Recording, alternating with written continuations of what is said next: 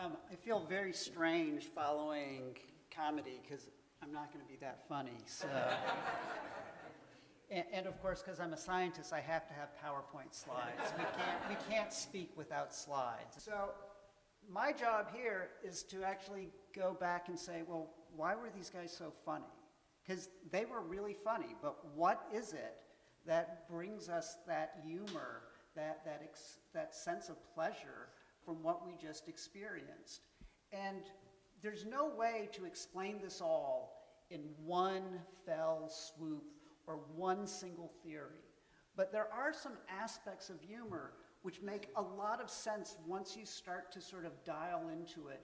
And they make a lot of sense within the concepts of modern psychology as well as neuroscience. And what I want to do is start with some of that psychology part of it and then try to pull in some of the neuroscience on what the brain's actually doing here. One of the key ideas in this field, going back now to the 1700s, is this idea of humor being tied to incongruities, things that don't quite fit together. And it's been more recently articulated as a incongruity detection and resolution. And what that's saying is part of what's going on is first we have to detect that there's something that's not actually matched up here quite right. And then it's from the recognition of that and the understanding of that that some of the humor comes. So what happens in a lot of these sorts of situations is we're presented with something that starts us down one path and then it shifts on us. And what we get, in fact, often are violations of conventions, violations of what we expect to come next. And that's actually really critical here. We expected something and something different happened. So let me give you just an example of that, going in the theme of Jewish humor. So imagine it's Shabbat morning, mother comes, knocks on her son's door. Bubby, it's time to get up. You got to go to shul. Mom, I don't want to go to shul. I got 2 reasons I don't want to go to shul. Those people don't like me, and I don't like them. The mom says back, I don't care. I got 2 reasons why you've got to go to shul. First, you're 54, and you're the rabbi. Now, what happened there? Part of what's going on is the brain is, in fact, a machine for prediction. We are constantly predicting what's going to happen next. Our brain is actually set up in ways where we often think of like sensory information comes in. You think, oh, it goes in, hits the retina, goes back to the visual cortex, it starts working its way forward. But each step of the way, there's actually feedback going on because we're actually predicting what's going to happen. And this is absolutely essential in language. Everything we do with language is actually, we're predicting often what the next thing that the person is going to say. I mean, I can start easy sequences here. A, B, C, what comes next? If I go A, B, C, F, you're like, wait, that wasn't right. If I even start just typing stuff, I mean, we see this now that we use autocorrect. How many times do you type something, it puts in a word, and it's like actually right? It's the times, though, that is wrong where you're like, I can't believe it did this. Why is it doing that? Well, it did that because statistically, that was the next thing to come. But we do this constantly. Every time you're like in a loud room having conversations, you don't actually hear everything the person's saying, but you fill it in. Sometimes you fill it in wrong, and you get into all sorts of problems because you're like, oh yeah, what, you said that? I can't believe you agreed with that. But a lot of that's because we've got predictions going on of what's coming next. And we're really set up to do that. We're also really set up to deal with incongruities when things don't match because it's actually really hard. We have to work at it quite hard. Famous psychology paradigms are things like the flanker, where what you have to do is you have to say the direction of the, I don't think this even points, but it disappears when you get to the screen, but you'd have to name the direction of the middle arrow. And it's really easy when that arrow fits with the other arrows beside it. But if it's in the opposite direction, now you've got conflict, and you've got to deal with that. Similarly, we've got a classic test, the Stroop task. What the Stroop task is a situation where you got to either read or name the color, but the written word is in conflict. So for instance, if it's easy when it's congruent, you see that red there, it's red. Both things are feeding you in the same direction. On the other hand, when you start to have that in conflict, you got to actually stop, you got to process it, you got to make a decision about it and resolve that. So a lot of what happens in comedy, at least in narrative comedy, is you get a situation where we set up oppositions. And really what we've got is the text could be compatible. What you're hearing could be compatible, for instance, with two stories, and each one could fit, but they don't fit together. In fact, they're often in some degree of opposition. So for instance, in this sort of story here, is the doctor at home? The patient asked in his bronchial whisper.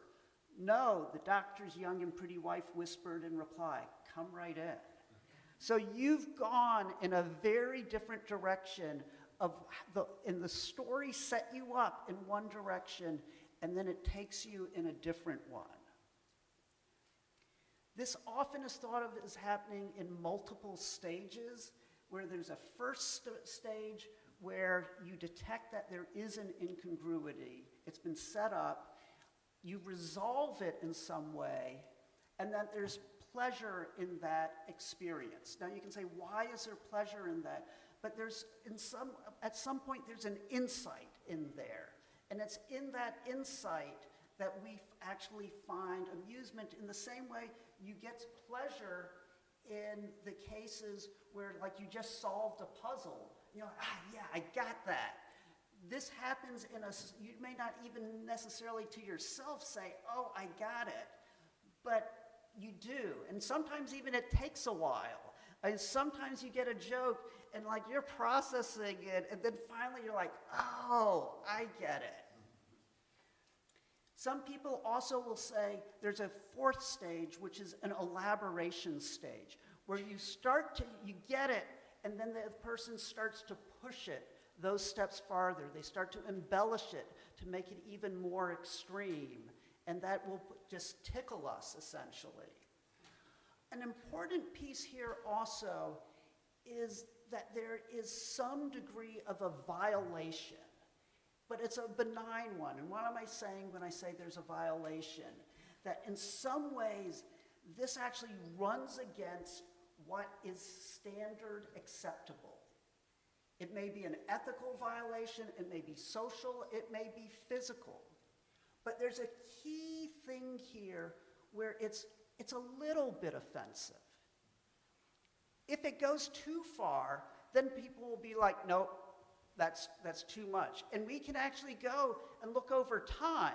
There are jokes that we would have probably found really funny 20, 30 years ago. And now we're like, you know, that is actually incredibly insensitive. It's inappropriate. And so there's a cultural overlay here. And there's also a huge cultural context.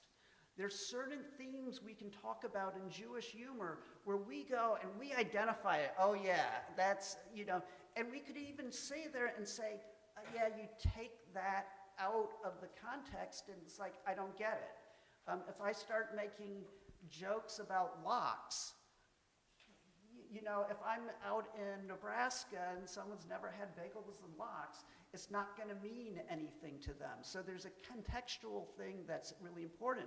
I think one of the fascinating things is the extent to which Jewish humor has actually, you know, exploded well beyond the boundaries of Jewish culture. Particularly, you know, within the United States, it's been really quite dramatic in that respect. There's also other sorts of things that can be incongruous, which they don't require necessarily the storytelling, but there's somehow a break with reality, but there's always something that's in there that's incongruous. So for instance, in this first one, where the incongruity here is, okay, you've got a shark coming down a mountain. Well, how does that, what's working there? Where's the connection? Well, the connection is actually quite physical, because we got this line, so we can see one image here, essentially. If you didn't see the rest of this, it's just a fish swimming, essentially. But once you combine them, you've got two different stories, and then you're having to resolve them. I think the one on the other side, just ducks are funny, but no, I mean, ducks usually aren't, homicidal and trying to kill people. I have a friend who raises ducks, and she would actually dispute me on that. So what does neuroscience actually tell us this? I've primarily so far just talked in terms of psychology. So I run this neuroimaging center at Rutgers. What we do is we put people into a high field magnet, the same sorts of magnets that you would use to take pictures of the structure of a brain. But what we do is we make use of a unique feature of how the brain actually physically works. And what that is when an area of the brain starts working harder, its metabolic needs change, and critically the blood flow to the area changes, and it happens to be the case that the way the MRI works is it's all about actually magnetic properties, and it turns out that there's a change that happens between oxyhemoglobin and deoxyhemoglobin when you have that need, and that actually changes the signal that we pull out. And when we do that, we can then measure activations within the brain, and we can start to use that to study how the brain and different parts of the brain works. And so if you apply this to something like humor, there's certain things we can do with that. We can first ask about, well, simply where in the brain is active when someone is saying something funny and we laugh at it. We can also start to ask some questions which we call reverse inference. If we know what a brain area normally does, we can try to infer what it's doing in a new situation based on its normal function. So we start to sort of bootstrap our understanding of the brain. And we can also start looking at sequences of events. So what I'm going to show you here is from a meta-analysis. That what this means is they took a whole bunch of studies and they combined the data from those studies. Most of our studies are relatively small. They can be really idiosyncratic, but if we combine data across studies, we can start to see what the common themes are. And so this was a meta-analysis of 57 different studies using functional MRI of different sorts of humor. And I don't expect you all to be able to look at this and immediately go, oh yeah, I can see that. I recognize that. And it'd be better if I actually had this like on a surface of the brain, it'd be easier. But the way we often look at this stuff is we look at single slices at a time. And these are coronal slices, which means if you're just sort of putting your brain head like this, I'm going slice, slice, slice, slice, luckily not with a knife. And what it's showing here, though, is going from the very front of the brain up here, and we're moving progressively further back in the brain as we go, okay? And the green here are areas where, regardless of the type of humor stimuli they used, these are the areas that were active. And there's some things that are really interesting about this in terms of the areas that come up. So one of the biggest areas you'll see, which is along here, which is the left inferior frontal gyrus. This is an area of the brain which is heavily involved in semantic integration. And if you actually go sort of up enough and back enough, you get into an area known as Broca's area, which is heavily involved in actual language output. But the whole region is critical for semantic integration. Well, what are we talking about when we're listening to language and listening to these stories? We're integrating this information. Another area that ends up being really important is this dorsal medial area, which is sort of up in there, an area that's heavily involved in what we call theory of mind. Theory of mind is just referring, if I'm thinking about what you're thinking, I have a theory of what's in your mind. So a lot of this, the humor comes about what we had as people's expectations, and we're manipulating on some of those expectations. The anterior cingulate, which is this area right here, heavily involved in incongruity, actually. If you do like that Stroop task, if you compare when it's easy versus hard, that's the area that's going to come online because it helps resolve that sort of situation. And then we have some other areas that are really heavily involved in reward. So for instance, this area down here that you see is part of what we call the ventromedial prefrontal cortex. All that means is it's ventral in the frontal lobe, so it's at the bottom and it's along the midline. Heavily involved in reward. If I come out here and say, here's some money, that area is going to actually activate. There's also some critical subcortical areas, meaning not on the cortex, but buried deep down, such as here is an area called the amygdala, which is actually one of the areas that I have studied in my early years. What we would do, because we wanted to activate this area, we knew this area heavily responded to smells. I went to a guy who is the world's authority on intestinal gases. And they would give me this like Teflon bag of these sulfides, and I would come up in front of the scanner and I would release this in front of someone while they were in the scanner. And I have to admit, I always cracked up a little bit doing it too. But this area is highly involved in emotional experience, in emotional arousal, and it becomes active heavily during this. The other area that's really critical in here is an area that I can't quite reach it in here, but there's an area in here where we'll get into an area called the nucleus accumbens. It's heavily involved in reward. If you take drugs like cocaine, this area actually is where a lot of the neurotransmitter dopamine is being released. We'll see this better actually in another slide in a second. We can also start using this though to try to pull apart the components of what's going on. So for instance, in this study by Chan et al., they actually are looking at the different phases here, and this is when they're actually making a comparison with the detection of the incongruity itself at that phase versus when it's being resolved.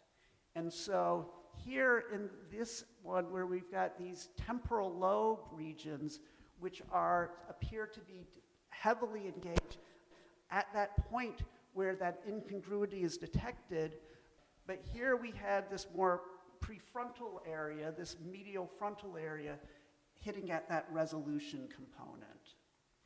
And I've got one more study that I just want to talk about, which is really recent, where this is a study also where they're trying to look at the different phases. And what they do is they've broken this up where every trial goes in a certain pattern where first they have a setup. There's always a fixation dot that comes up in between because we try to separate this stuff out in time.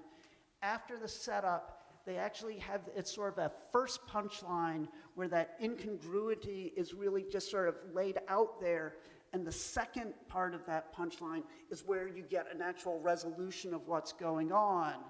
And so they do this in subjects, and they start to break this apart. So for instance, they've got up at the first part, just what's going on as you're setting up the expectation. The second part of it, this is where you get that first part where the incongruity gets presented. The third part is where there's a resolution, and this is where we start to get this huge amount of frontal lobe involvement coming in, as well as a further part back called the parietal lobe, or the inferior parietal lobe. On those slices now, rather than up and down, these are axial slices, so they're coming down like this. But the critical part here is this last part, which is where they start to elaborate. This is where, rather than just sort of leaving it there, they start to push it that next level. And here what gets really interesting is not only do we have the ventromedial prefrontal cortex coming up, we have this amygdala, the area that in my studies, were the fart area essentially. But critically, here we have the nucleus accumbens. This is that area I was saying that gets pushed by drugs of abuse like cocaine or amphetamine. This is also actually, interestingly, the midbrain showing up there, which helps produce dopamine. It's also, though, critical in that it fires when you get prediction errors, particularly positive prediction errors when something is better than you expected it to be. So what this suggests to us is really a lot of what's going on here. We can easily see how it's encoded in the brain, and it fits, in fact, with a lot of this larger theory of what's going on. When I was asked to do this, I must say, I do not actually study the neuroscience of humor, but I do study reward, and I do study these issues like how prediction and expectation come about, and it actually, I think, fits really beautifully. So thank you for having me.